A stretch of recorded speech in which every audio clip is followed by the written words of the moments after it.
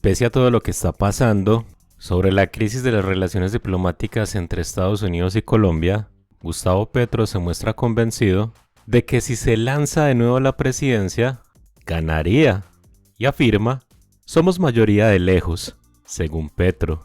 El mandatario nuevamente lanzó un dardo contra las personas adineradas, a la que llamó los ricos y la clase media alta del país. El pasado fin de semana Colombia estuvo a punto de romper unas históricas relaciones diplomáticas con Estados Unidos, todo por la negativa que expresó el presidente Petro por medio de sus redes sociales, rechazando el ingreso de más de 100 colombianos deportados desde ese país. El mandatario de Estados Unidos, Donald Trump, respondió imponiendo sanciones económicas a Colombia y congelando las visas para funcionarios de la administración Petro, también familiares y simpatizantes de su proyecto político.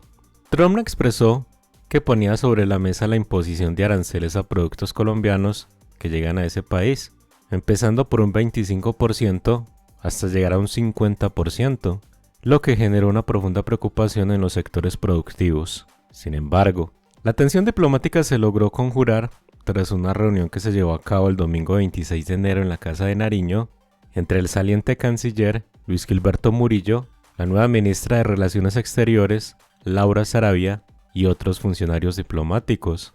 Pero en ese encuentro de alto nivel no hizo presencia física el presidente Petro, ya que decidió impartir instrucciones a los funcionarios de su gobierno por vía telefónica. No obstante, y en medio de esa crisis, el presidente Petro sorprendió con un mensaje que publicó en su cuenta personal de X, en donde se mostró convencido de que si se lanza otra vez a unas elecciones, ganaría la presidencia de la República, según Petro.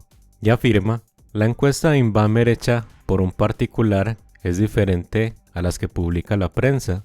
Tienen dos encuestas diferentes al mismo tiempo. Esta dice que si quisiera ser candidato a la presidencia, ganaría de nuevo. El 46% de favorabilidad permite eso, posteó Gustavo Petro. Además expresó en esa plataforma digital: todo el ataque diario de la prensa no me ha dañado. Somos mayoría de lejos entre los jóvenes, importante porque ese es el presente y el futuro de Colombia, su fuerza transformadora.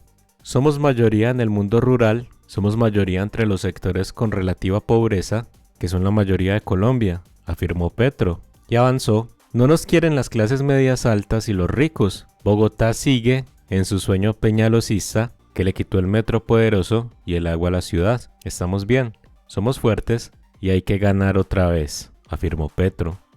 Cabe señalar que en el gobierno de Petro se han presentado sucesos impactantes por escándalos de corrupción que han salpicado a funcionarios, como el caso de la Unidad Nacional de la Gestión del Riesgo, UNGRD, irregularidades que han obligado a dar explicaciones a varios integrantes de la administración del gobierno Petro.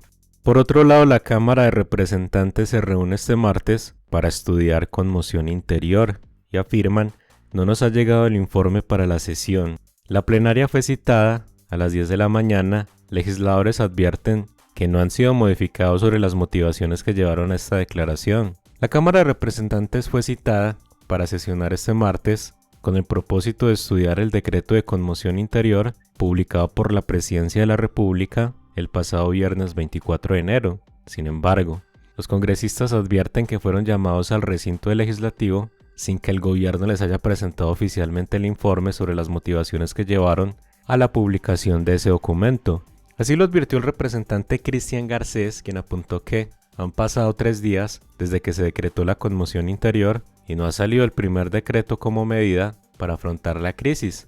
A los congresistas tampoco nos han llegado el informe con las razones que determinaron la declaración que se supone estudiaremos mañana en sesión.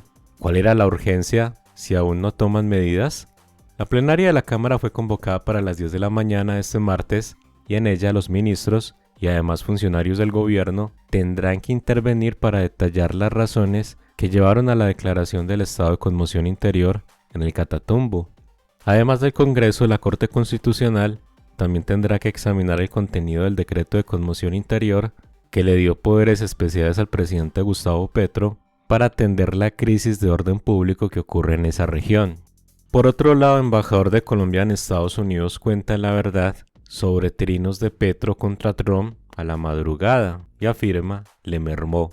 Los mensajes del presidente colombiano desencadenaron la crisis entre los dos países. Lo que sucedió entre los presidentes Gustavo Petro y Donald Trump es una señal de cómo pueden ser de ahora en adelante las relaciones entre Colombia y Estados Unidos tras el cambio de inquilino en la Casa Blanca. Todo esto sucedió después de que el jefe de Estado colombiano anunciara su negativa de aceptar un vuelo de colombianos deportados. Lo curioso del caso es que el anuncio lo hizo a través de su cuenta personal de X, poco después de dar a entender que la aeronave aterrizaría sin ningún problema y que todo había sido coordinado por los equipos de los dos países. Uno de los mensajes fue: a las 6:45 de la mañana llegará el primer avión con deportados colombianos de Estados Unidos. Otro avión llegará hacia las 10 de la mañana. Recibámoslos con banderas y flores, escribió el primer mandatario, pero poco después borró la publicación. Exactamente a las 3:41 de la mañana de ese domingo 26 de enero, lanzó un nuevo mensaje en el que indicó que no recibirían los vuelos, lo que finalmente desató la crisis diplomática y llegó a Trump a anunciar, pocas horas después, duras sanciones para Colombia. Daniel García Peña, embajador de Colombia en Estados Unidos y uno de los hombres clave para que las tensiones bajaran, habló acerca de esos mensajes que hizo el primer mandatario e hizo referencia a la importancia de mermarle a las redes sociales. En diálogo con la emisora Caracol Radio, el funcionario dejó en claro que es una realidad que los presidentes hoy en día hablan mucho a través de sus redes sociales y no utilizan los mejores términos. Afirma: todos sabemos que en este momento de la política mundial, los presidentes salen a las redes sociales utilizando algunos términos que a veces chocan contra el lenguaje diplomático. Entendemos que es parte de la realidad, señaló. Sobre los mensajes puntuales que lanzó Petro hacia las 3 de la mañana y posteriormente, el embajador recalcó que nunca se planearon. Lo cierto es que los trinos que mandó inicialmente el presidente, la verdad es que no fueron consultados, dijo. Fuimos muy enfáticos en insistirle al presidente sobre las implicaciones de los mensajes. Por eso celebramos que avanzado el día le mermó a los trinos, comentó. Además, recordó que los mensajes que Trump lanzó por medio de su plataforma digital, según él, también fueron un poco pasados. Aquí hay que pensar más allá de lo que puede pasar en las redes sociales, lo que estaba en juego para los dos países, comentó. Finalmente, García Peña confirmó que en las próximas horas estarán llegando los vuelos con las primeras personas deportadas de los Estados Unidos, lo que será una muestra de que los dos países ya llegaron a un acuerdo y las tensiones entre los gobiernos de Trump y Petro bajaron. Por otro lado, el gobierno Petro ordenó aplazar el giro de recursos para la primera línea del metro de Bogotá. El Ejecutivo también decidió aplazar recursos para la Regiotram de Occidente y la troncal de Transmilenio por la calle 13. El gobierno del presidente Gustavo Petro emitió el decreto 0029-2025, por medio del cual estableció el aplazamiento de 12 billones del presupuesto general de la nación para este año, dejando en stand-by la asignación de recursos para proyectos estratégicos en el país. Uno de esos proyectos a los que el gobierno nacional decidió congelar por parte del presupuesto de este año es la primera línea del metro de Bogotá, además del Regiotram de Occidente, que conectará Cundinamarca con la capital del país, pero también la troncal de Transmilenio por la calle 13.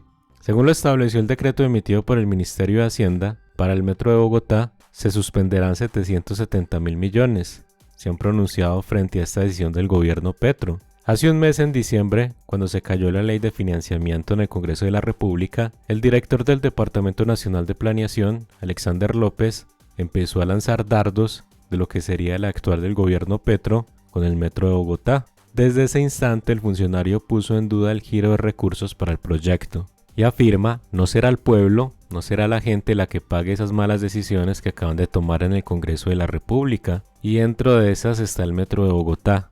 Lo que tenemos que evaluar es que si el gobierno nacional tiene unos compromisos en unos contratos que se están haciendo, si los podemos aplazar al final del año o si los podemos aplazar esos compromisos vía un acuerdo con los contratistas hacia el año 2026. Fueron las palabras que dio Alexander López en su momento. Y agregó: esas son fórmulas que también tenemos que replantear de esos pagos que se tienen, no solamente con el metro de Bogotá, sino con unas vigencias futuras, también en peajes y en toda una cantidad de proyectos que ya están en desarrollo, pero que nos permitirían también generar un diálogo con esos contratistas y aplazar esos pagos hacia 2026 y 2027. Es una de las fórmulas iniciales que planteamos ante esta crisis que se vienen de orden social. afirmó, y aplazar recursos para el metro. Días atrás se había respondido a las dudas que sembró el director López, advirtiendo que sería un error amenazar a Bogotá.